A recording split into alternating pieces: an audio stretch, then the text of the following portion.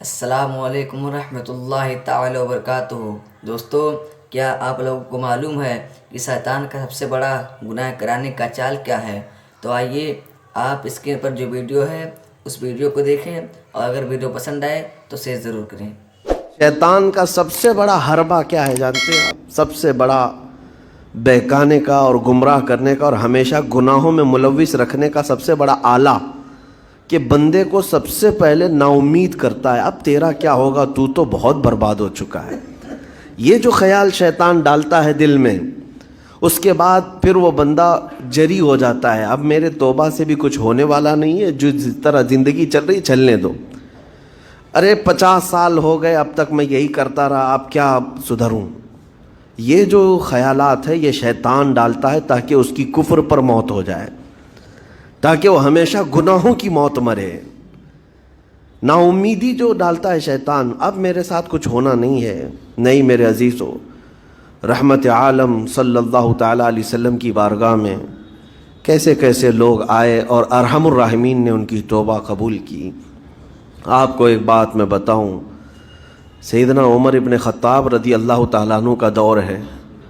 مثنوی شریف میں مولانا روم فرماتے ہیں، جنت البقیع آپ نے سنا ہوگا، قبرستان مدینے کا، مدینے کے قبرستان میں رات کے وقت ایک بوڑھا آدمی 80 سال کا جو بانسری بجاتا تھا اور اسی سے پیسہ کماتا تھا، اس کی بانسری میں بڑی اچھی لے تھی، بڑی سر اچھی تھی، لوگ سنتے تھے اور پیسے دیتے تھے، لیکن بڑھاپے میں جب سانس پھولنے لگ جاتی ہے، ہانپنے لگ جاتا ہے، سانس نہیں ٹھہرتی، تو بانسری کیسے بجتی؟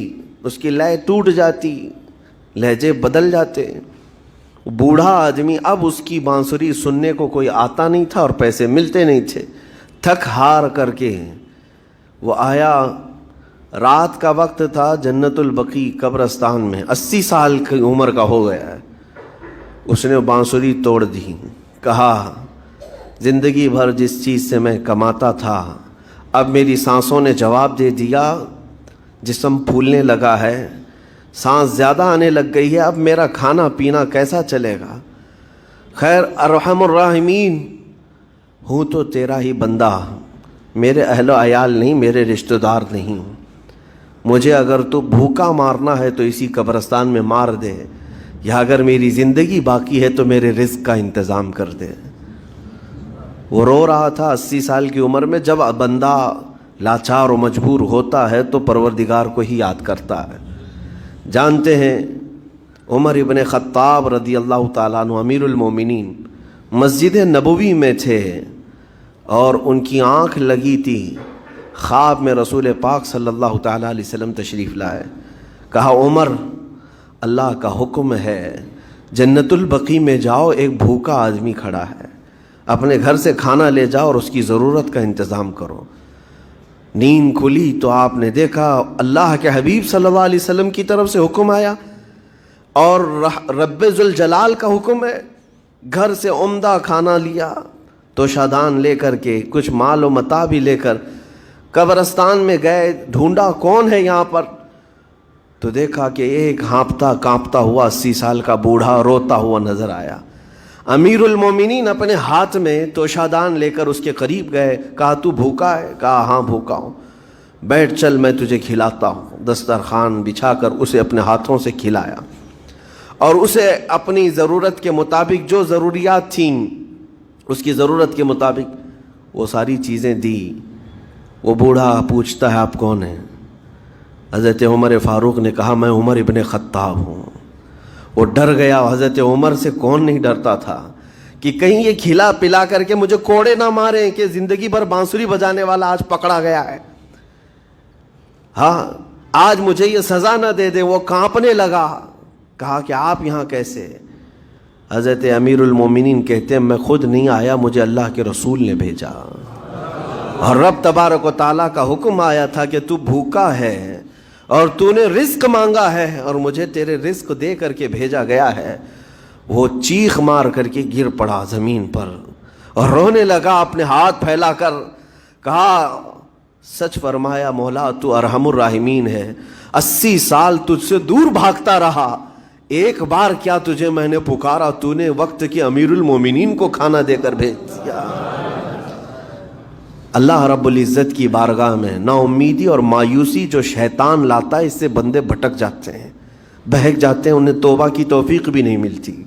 اسی لیے میرا مولا فرماتا انا عند ظن عبدی بی، رب تعالیٰ فرماتا میرا بندہ میرے بارے میں جیسا گمان کرتا ہے میں اس کے ساتھ ویسا سلوک کرتا ہوں۔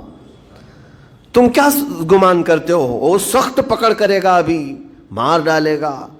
وہ غفار ہے، قہار ہے، جبار ہے، لیکن ساتھ میں وہ ستار بھی ہے، وہ رحمان بھی ہے، رحیم بھی ہے۔ اگر رب تبارک و تعالیٰ ہر چیز پر پکڑ کرتا تو ہمارا تو جینا ہی نہیں تھا، یہاں پر اتنے گناہ ہو چکے۔